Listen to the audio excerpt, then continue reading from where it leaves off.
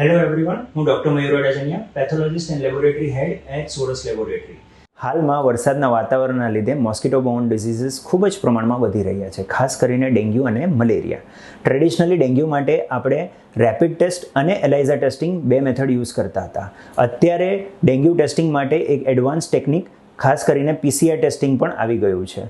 Dengue PCR ટેસ્ટિંગનો ફાયદો એ છે કે હાઈલી સેન્સિટિવ અને સ્પેસિફિક છે અને એક્ઝેક્ટ વાયરલ લોડ પણ જાણી શકીએ છીએ, જેનાથી ડૉક્ટર અને પેશન્ટ બંનેને ફાયદો થઈ શકે કે એડમિશન કરવું કે ના કરવું.